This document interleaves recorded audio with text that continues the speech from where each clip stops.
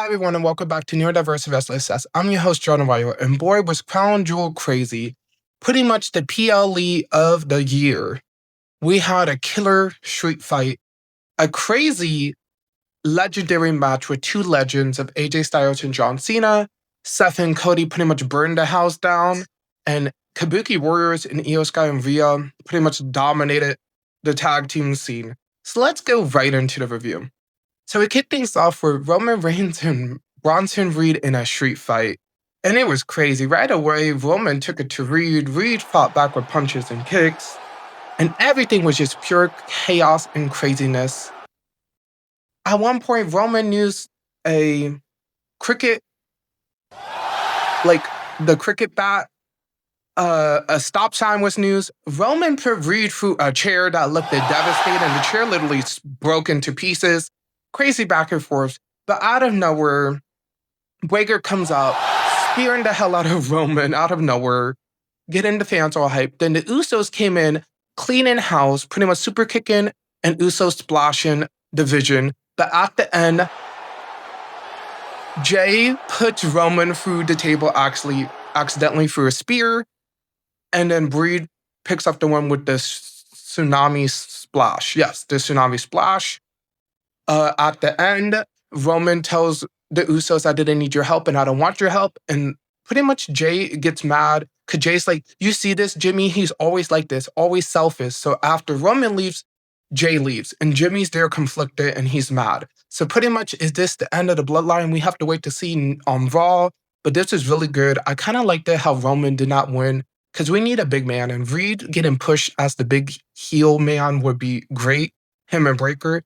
And this kind of shows that the bloodline story is maybe about to end soon, and it's time. Like, I think it's time for those guys to end their part of the bloodline story. And I cannot wait to see how that ends up. Maybe at WrestleMania triple threat with all three of them. That could be killer. But yeah, really liked the match, and it really sets stone for the next chapter of the bloodline.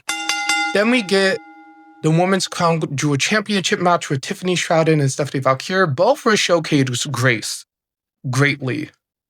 Right away, back and forth, lockups. The woman did great. Athleticism from both women. Tiffany Stratton is one of the most athleticist women in the ring. Same thing as back here. So they really delivered.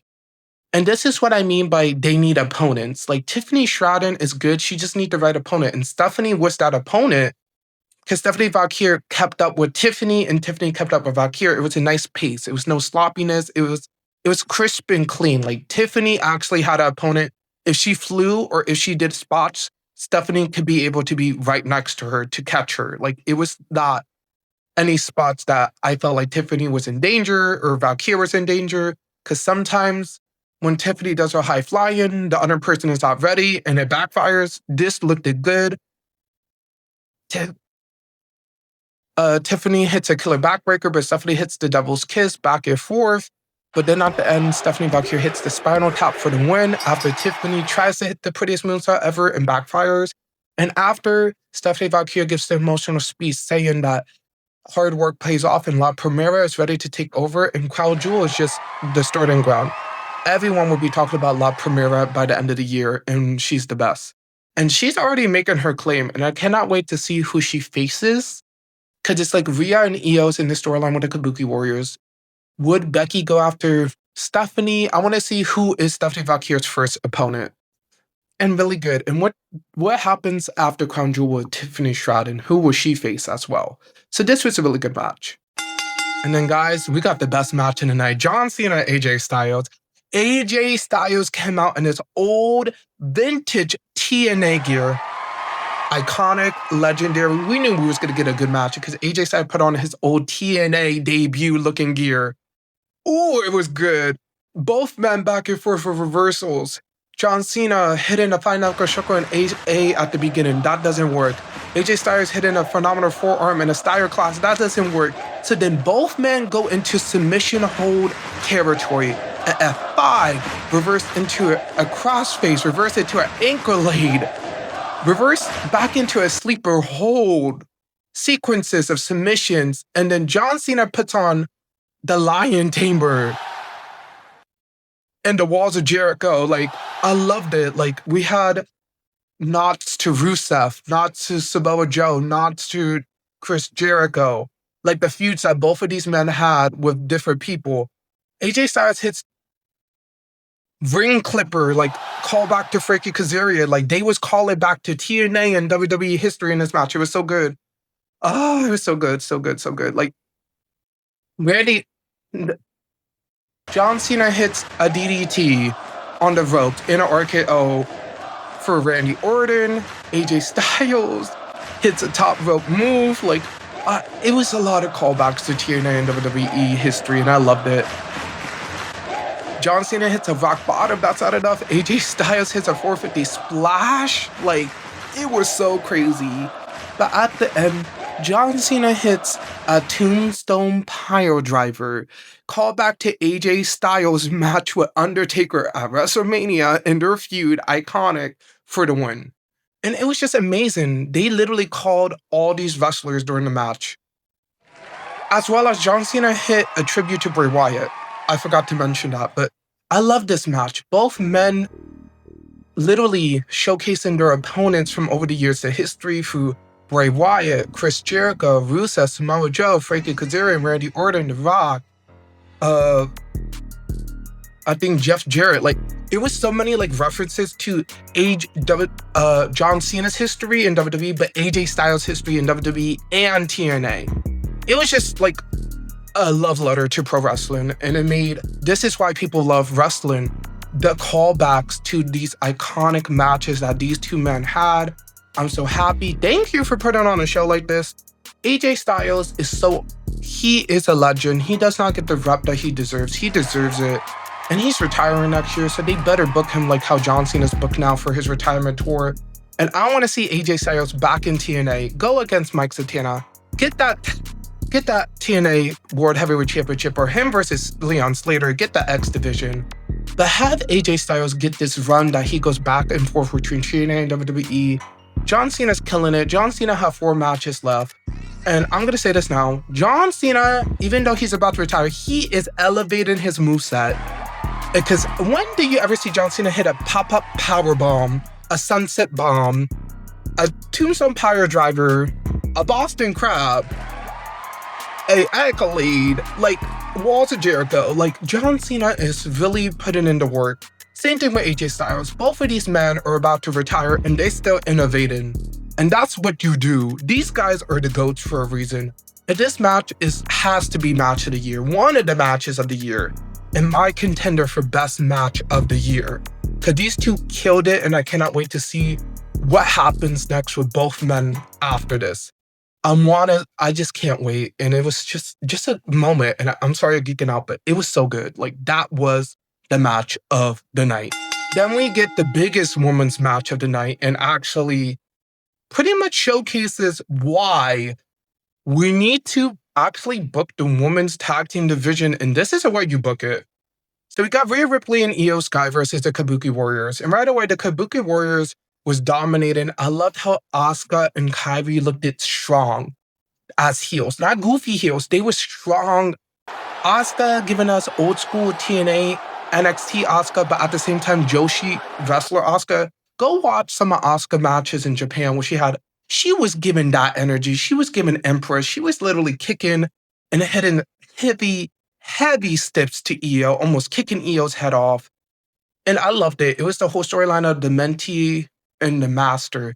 Asuka's the master of IYO. IYO started her career in New Japan and Stardom. Asuka helped her. It was that whole storyline. And I loved how IYO tried to one-up Asuka, but Asuka taught her everything she knew. So Asuka kept keeping her down. And having that part of Kairi screaming at her, I don't want to fight you, stop it. IYO's like, come on, bring it to me. And Kairi beating the hell out of IYO with a trio row and then like the saying elbow, but that wasn't enough. So good. And Kabuki Warriors need to be booked better. Like, they could be the women's tag team champions who take over the division. And that's what they need to do. Like, but then IYO crashes out, able to beat both of them, tags in Rhea. Rhea cleans in house. Rhea does some devastating moves. Her and IYO does this killer Rage Your Eggs and then dropkick to Kairi. That's their tag team finisher. I'm down with it. Rhea hitting the Rage Your Edge and then IYO hitting the dropkick right after. Killer tag team move. If they become a tag team, that's their tag team finisher. That was deadly. But Asuka breaks it up, a big brawl. And at the end, Asuka accidentally bumps into Kairi, and then Io picks up the one with the moonsault. Rhea and Io are celebrating. Asuka looks mad. Kairi's crying. This is not the end of the feud. Both for this match, this feud will continue next week. I can see it. I can see Asuka and Kairi just jump at Io. I thought Io was going to be sad and leave halfway through the match. No. This shows that Io is done with damage control, but damage control is not done with Io. So we have to see what this happens. And this was such a good match. And this shows that you can have a woman storyline without a title. And this is the problem WWE have. If you do a storyline with the woman and there's no championship, they don't know how to book it. This is a match that you booked it and there's no woman's title and all the women killed it.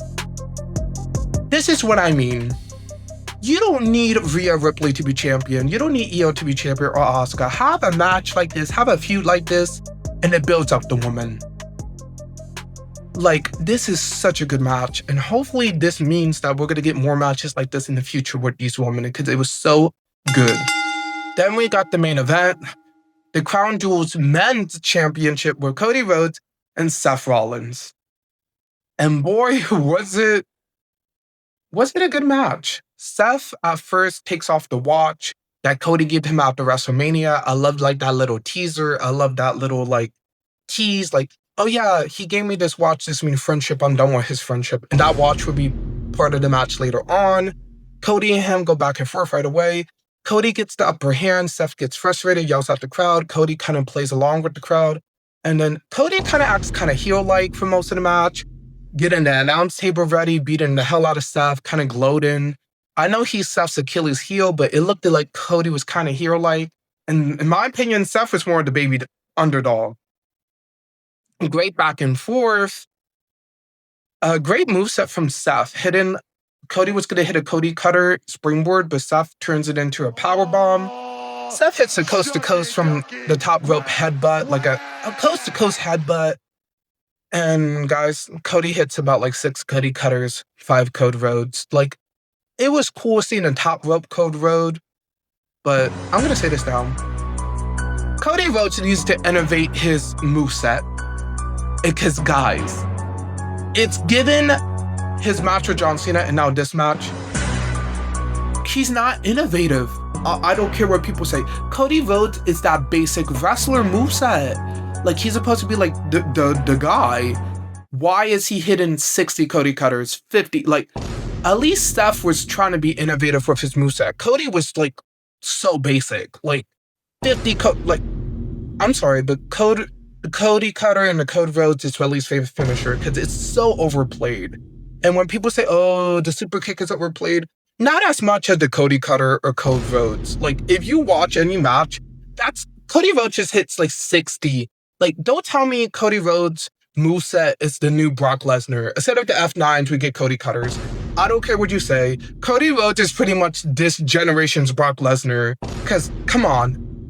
The Cody Rhodes is literally the F9. Like, he hits it multiple times. Like, they need to do something different. It's getting a little stale. But at the end, Seth Rollins sneakily uses the watch to hit Cody and then hits a curve stomp. But not just a curve stomp and then a top rope curve stomp for the one. Finally, Seth beats Cody and Seth has his moment. And hopefully this means Seth will be pushed more as a champion, and we don't have this whole storyline of if Seth can trust the vision. We need Seth just to be dominant. I don't like this whole storyline of Seth questioning Heyman. It's interesting, but in my opinion, having Seth and Reed and Breaker just demolish the division and have Seth be the true mastermind, just have Heyman just be the speaking piece. But I feel like Seth is going to turn on Heyman soon, and if that happens, the better. Because Seth is so good, and I just feel like if they're going to book it right, have Seth just take over. Have Seth, have him with Becky, have him with Reed and Breaker, just take over Raw. And with Cody, most likely Cody's going to face Fatu or McIntyre, so we have to see how that all plays out. But it was a pretty decent show. All matches were good. No match was bad. Like, Yeah, I criticized Cody Rhodes' moveset, but that's about it. Like, every match delivered. It was no, like, moment I didn't turn away from the TV, and this pay-per-view was so good. Hopefully you guys liked the pay-per-view. Please comment down below what was your favorite match, who was your favorite wrestler, how do you feel about some of the people winning? Because in my opinion, I feel like Stephanie Vaquer and Seth deserved the win over Tiffany and Cody. And hopefully you guys enjoyed watching Crown Jewel. I can't wait to come back because in a couple, literally tomorrow, I have to do Bound for Glory. So guys, go watch Bound for Glory. I cannot wait for that. Even more chaos in wrestling. And I will see you guys next time.